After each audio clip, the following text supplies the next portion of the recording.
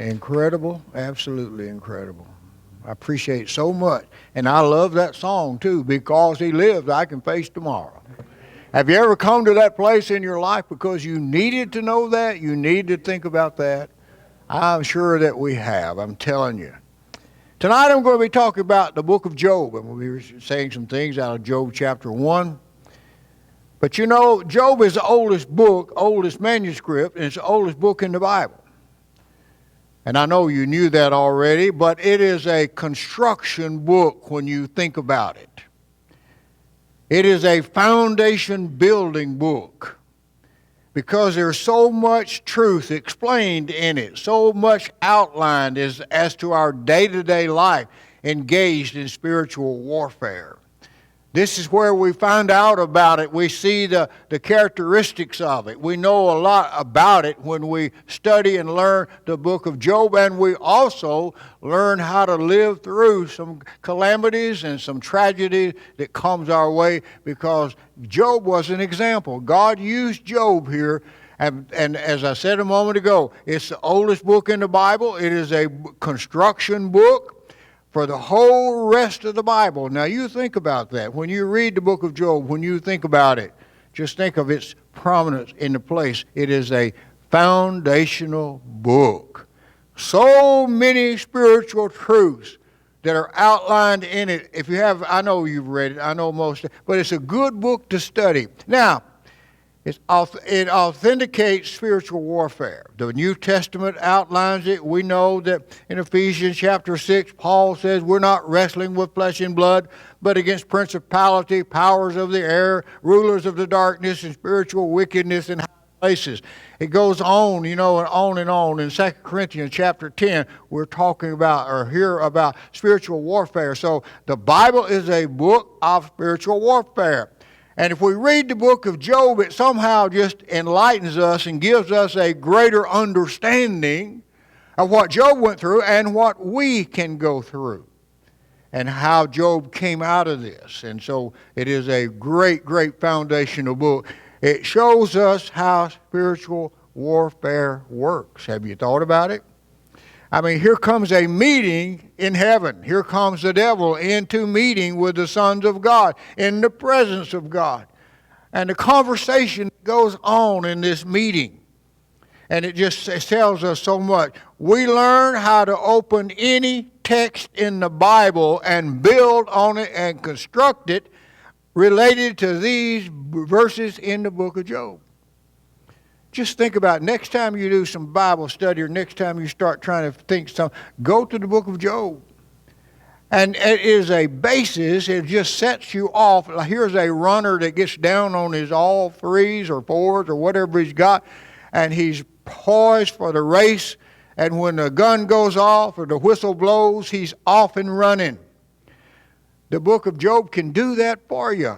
It can help you to understand the rest of the Bible and how God works and how all of this thing came to play. So the book shows us spiritual warfare. It shows us the beginning of it and how it works. It establishes God is all-knowing. There's nothing that God does not know. And it teaches us that Satan does not know everything. So there is a world of difference here. And this just separates God from his arch enemy, Lucifer, or the devil. Because God is all-knowing. God's never surprised about anything that goes on in this world. And Satan would be. And he could be. And so we need to think about that and to realize the difference between Almighty God and a powerful but not almighty Satan. In other words, I think God has given us, through his power and his strength, he has given us spiritual victories over Satan. If Satan runs over us, it's because we're not practicing the scriptures or the instruction that God has given to us. So we don't have to let Satan run over us like he would a smooth highway. So it teaches us that God has the ultimate power. And so it teaches us so much that we can just realize every day as we go through the day, as we go through our Bible studies in different books in the Bible, we can go back to the foundational book, the very first one, in the Old Testament, of course. but it just explains so much. It helps us to know how to relate to God and how to fear. Now, I don't mean be afraid of, but respect the activity of the devil, because he can move into our lives through the demons of hell and almost destroy us if God would let him.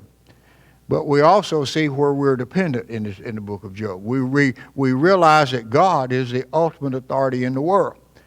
So when we're dealing with things that come our way, we recognize immediately that God is God and the devil is the devil, and he would, and if he could, to destroy us. So it explains and teaches us about tests that come into our lives. If anybody had a test, it was Job, wasn't it?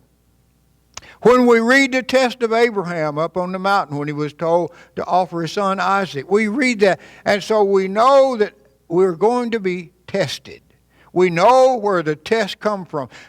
But let me tell you immediately that God already knows the outcome of the test we go through, but we don't. And so God is not a learner. I've said this over and over again. We are the learners. And even the devil is a learner. He doesn't know everything.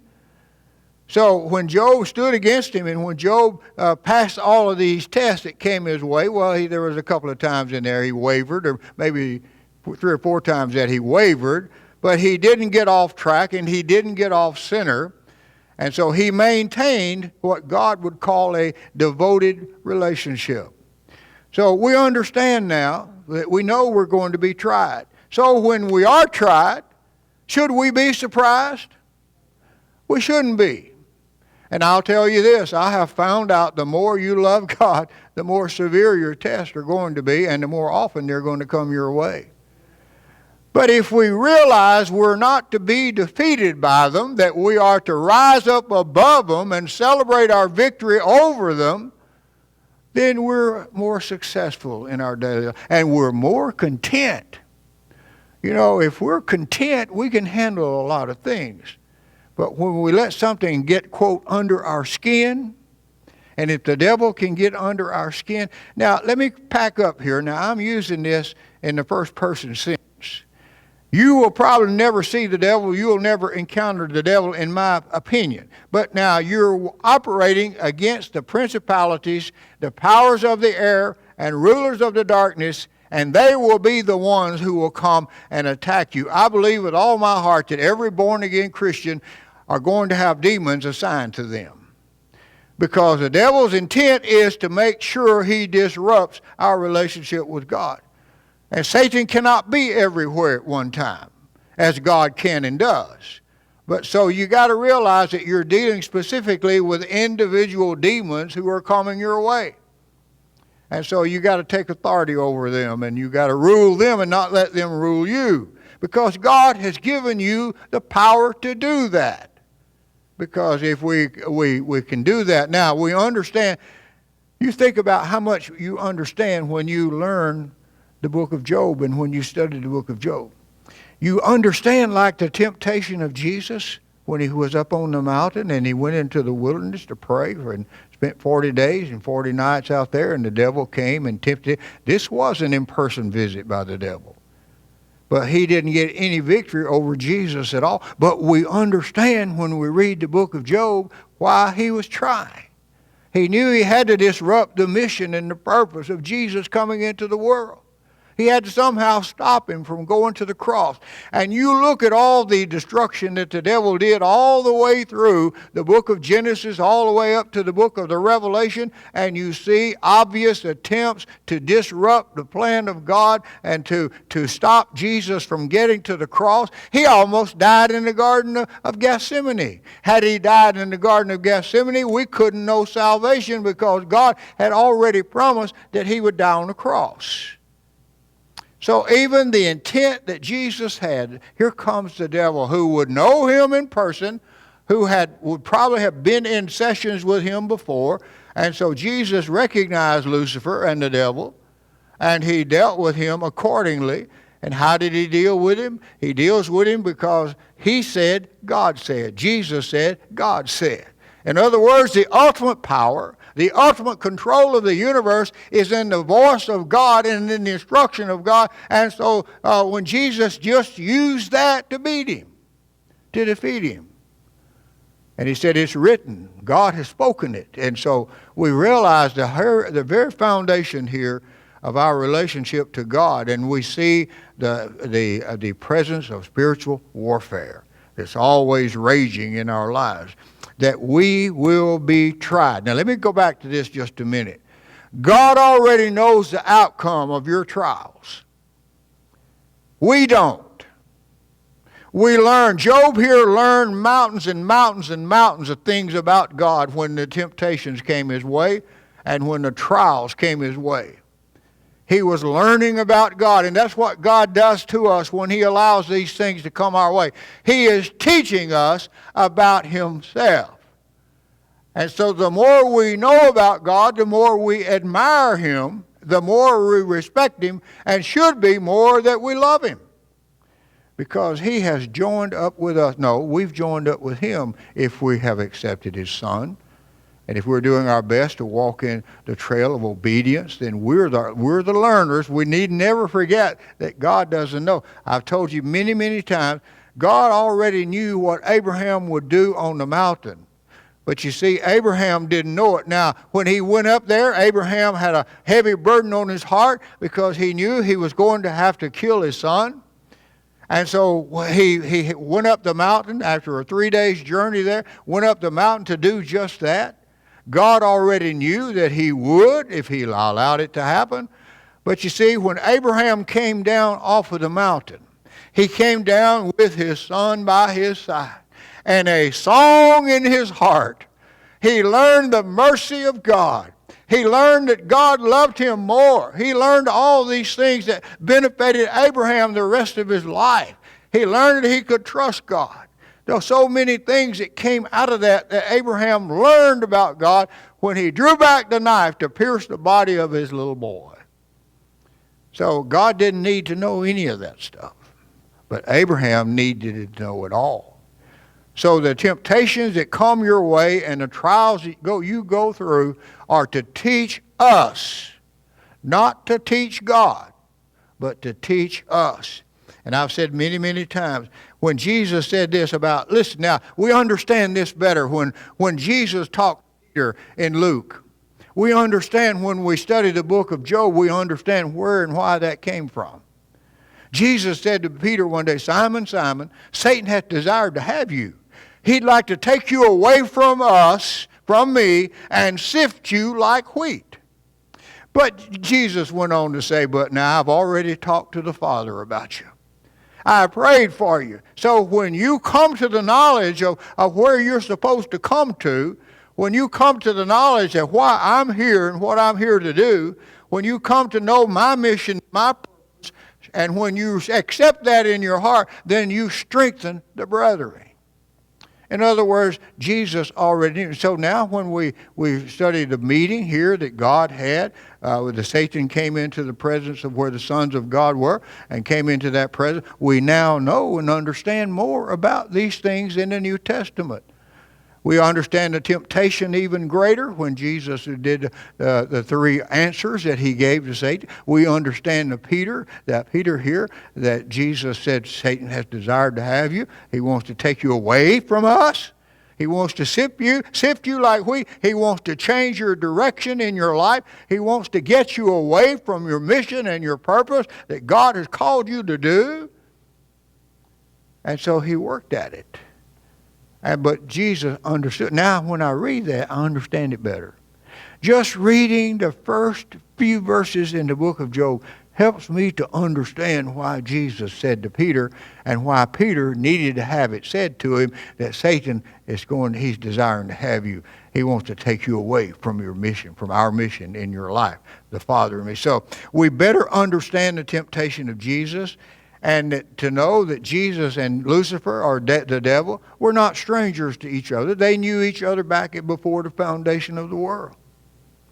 And so all of these things begin to make better sense when we learn the lessons that God has given us in the book of Job. As I say, you couldn't pick a better a book to build the foundation of our relationship to God, because we understand what's going on. We understand the battle. We understand the purpose. We understand the intent. We understand that Satan is out there now to destroy us and to just hurt God. So this is where we are. So let me read these verses. We'll talk about them in just a few minutes, and then we'll let you go. I'm going to read Job chapter 1. I'm going to read verses 6 through 12 and have just a minute or two to talk about them a little while here. All right. Let's stand. Would you? Let's stand, because I just want to honor God. The book of Job is a construction building book. It helps you to build your foundation, and it helps you to understand your day-to-day existence in life with God. Now there was a certain day when the sons of God came to present themselves before the Lord, and Satan came also among them. See, even that tells us that there are high-level meetings going on in the world, in the universe. We understand that. Now, this I don't think was a one-time happenstance. I think this is probably something that goes on a lot more than we even begin to know. And the Lord said unto Satan, Whence comest thou? And Satan answered the Lord and said, From going to and fro in the earth, and from walking up and down in it. That tells you something, doesn't it? Remember what Peter said? The devil is like a roaring lion. He is walking around looking for somebody he can devour. Now, I think, again, his demons are assigned to us. I think I have demons assigned to me. I think you have them assigned to you.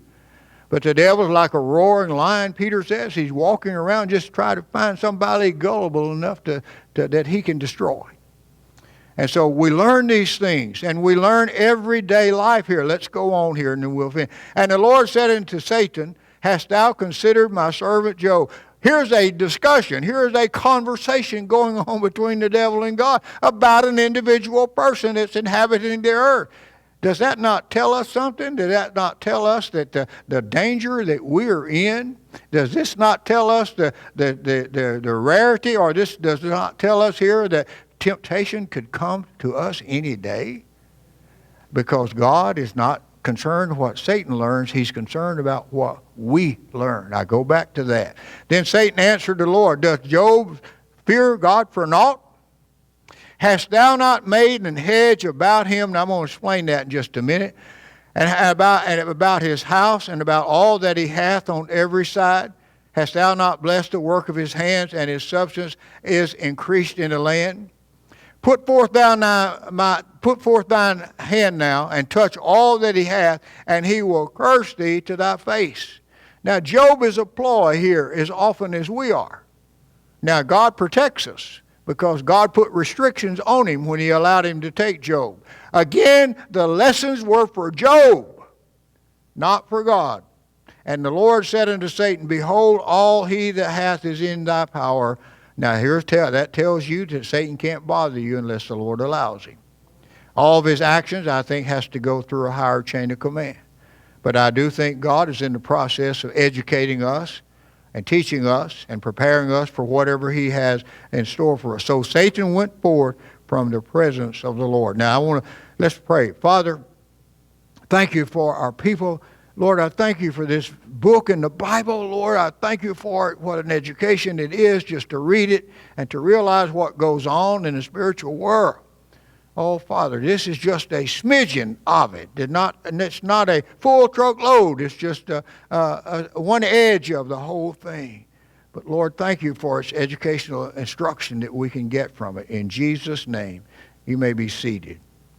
Now, the word hedge here, I want to tell you, let me read verse 10 again. Hast thou not made an hedge about him and about his house and about all that he hath on every side, that thou hast blessed the work of his hands, and his substance is increased in thine land? Did you know in the Old Testament the word hedge to a Jew meant a partition or a wall or a fence? It's strange now, when you think about the prosecution that the Jewish people have been through all of their history. I mean, it started with Abraham's seed. It started when the children of Israel were taken into slavery into Egypt. It started when they came back to their own homeland and all the attacks and the enemies were constantly coming against them and fighting them. That has transcended the centuries. It is even true today. There's not a nation in the world save the United States of America that really loves, and the people here who really love the Jewish nation. They are constantly under attack. Other nations have vowed to destroy them, to wipe them off, to annihilate them off of the face of the earth. So this has been going on since the inception of history. Everybody despises, or at least they say so, despises the Jewish people. I don't understand that. They are God's chosen people, but look at the plight that they suffer. Now, in our day, I remember some organizations, social organizations, that accused the Jews of killing Jesus. Now, let me make this clear. The Jews did not kill Jesus. They participated in the crucifixion. They rejected his messiahship. They did all the things that the world would do, but they didn't kill Jesus. The Romans didn't kill Jesus, even though they carried out the execution. When God told Adam in the Garden of Eden, when God killed an animal and covered the sins of Adam, that's where Jesus Christ was killed. Because it was in God's plan to let Jesus Christ go to the cross. He would come into the world himself, and he would go to the cross. So if you want to know who killed Jesus, you and I killed him. We killed him. Because we cannot compensate for our own lives. It takes somebody in perfection. Jesus lived a spotless, clean, perfect life, and God looked upon him and was satisfied with his offering. So Jesus Christ went to the cross for you and for me. Who put him there? God did. He put himself there because he was the second Adam, and he came into the world and paid our sin debt.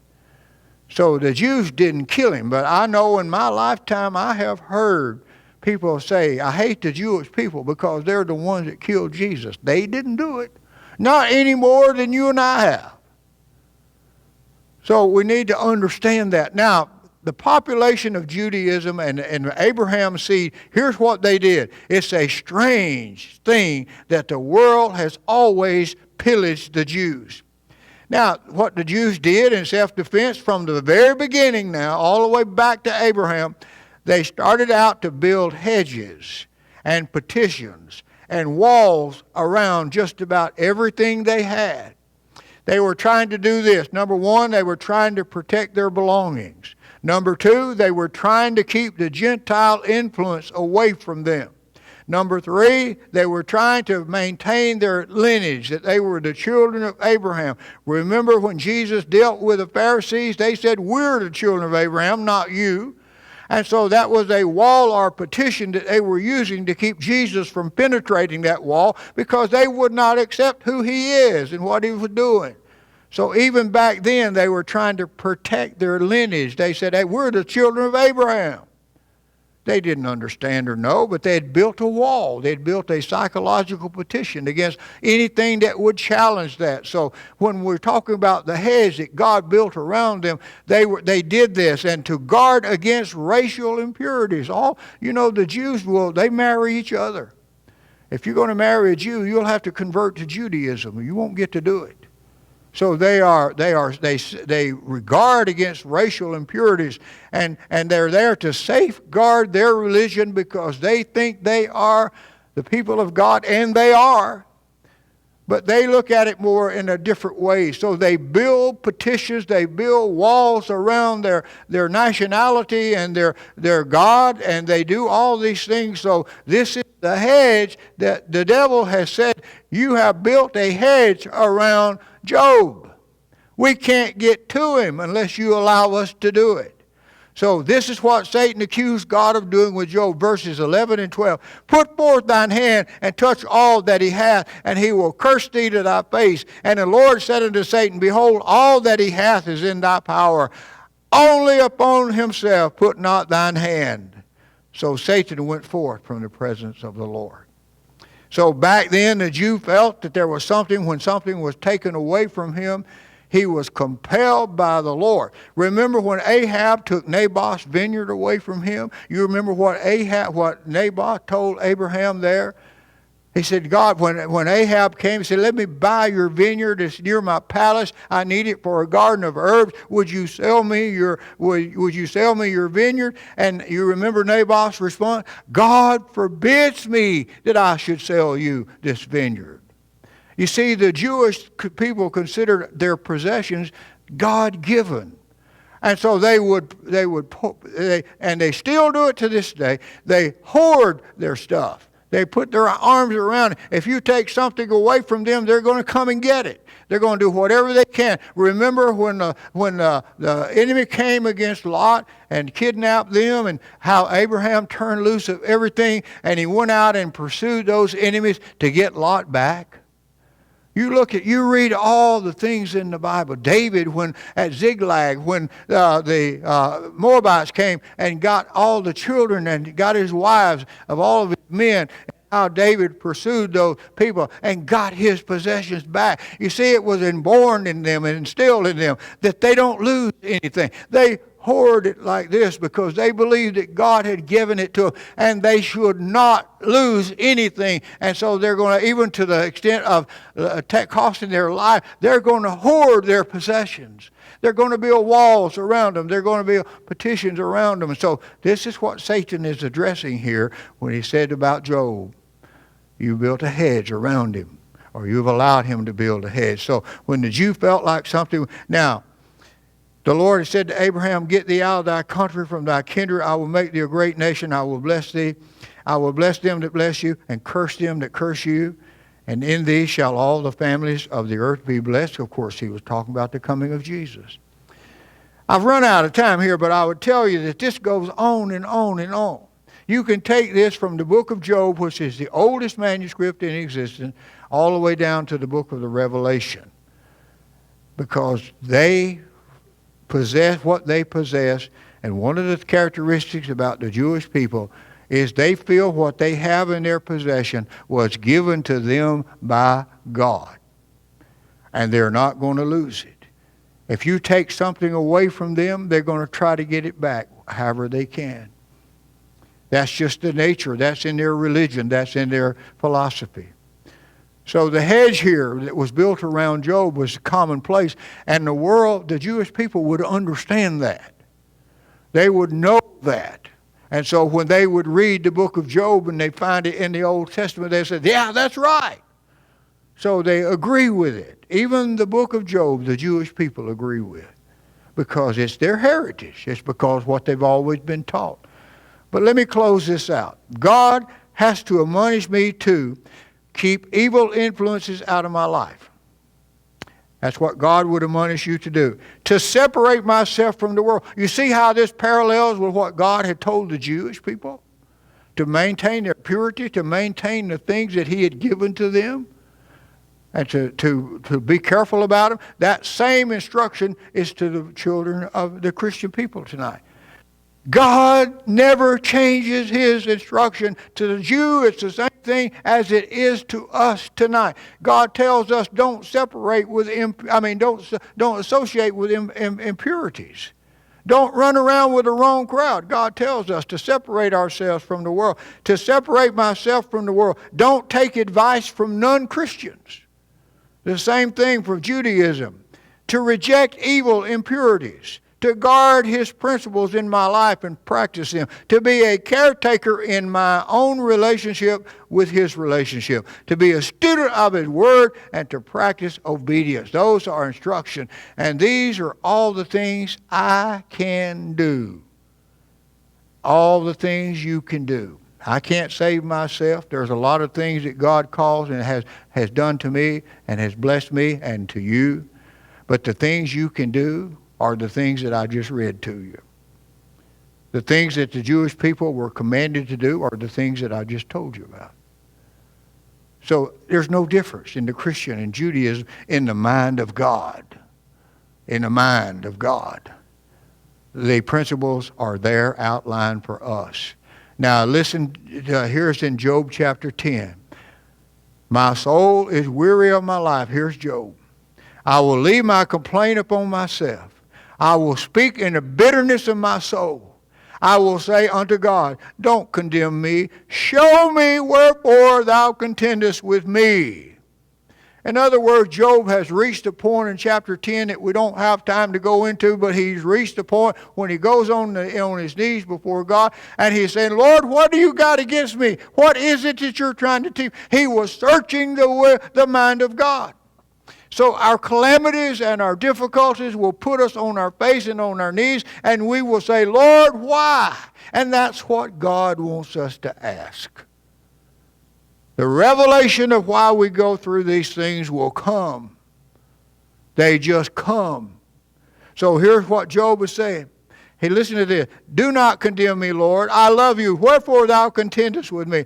It is good unto thee that thou shouldest oppress. In other words, Job said, I agree with you, Lord, that thou shouldest despise the work of thine and shine upon the counsel of the wicked. In other words, Job said, look, I deserve this because I'm just like everybody else. Do we come to God when calamity comes? Do we not oftentimes express self-pity? Will we not oftentimes when we're going through a dilemma or some sort of thing in our lives that we say, I don't believe I deserve this? You see, no matter what Satan did to Job, Job kept saying, I deserve this. But oftentimes, he won't let us do that, will he? We say, God, why are you allowing this to happen? Why is this happening to me? I don't deserve this. Yes, we do. There is none good, no, not one. Our righteousness is as filthy rags in the presence of a holy God. When God allows something to happen to us, it is for our edification. It is for us to learn from. We seek him out, and I've said 1,000,000 times from this very spot, we look for whatever God is doing as when things come our way that we don't understand. If the sun is shining in my life, if there's no problem in my life at the moment, what do? I ignore God for the most part. I don't spend earnest time with him. But when I get in misery or when I get to hurting over something, I am going to petition him and I'm going to talk to him, and God allows me to go through these kind of things because of my sincerity and trying to figure out why this is happening to me and what God is trying to teach me out of it. Learn more during a circumstance in 1 hour than you'll learn in days when the sun is shining, when there's nothing that you're really, I guess you would say, so we learn every day. And I'm just suggesting that we read a lot in the book of Job when we see what happened to him. He gets to the point where he challenges God. And then God said, Job, have you ever made an elephant? Have you ever seen a storm? Have you ever been in a bolt of lightning? And Job has to say, no, I've never done any of this thing. So God asserts himself in the life of Job and identifies himself as the creator of the universe. And he puts Job in his place, as he often does me and he often does you. Because we get a little bit too much of ourselves oftentimes. If we brag on anybody, it ought to be God, shouldn't it? We ought to talk about his goodness and mercy, and that ought to be on our lips because it should be in our heart, and we tend to say whatever's in our heart to our lips. We tend to bring that out that way. So I just love God tonight, and because he's got a home in heaven for me, and when I see him face to face, I'll understand. The Bible says, and Paul said it, then we're going to know as we're known. And so we're going to learn a lot of things when we get in the presence of God. And what he would like, in my opinion, he would like us to learn from him right now. That we begin our knowledge, our quest for knowledge as soon as we can possibly do it. But anytime something adverse comes into your life, just look to God and say, Lord, it's okay for me to ask you why. I know you said it is. Ask him why. Seek him out.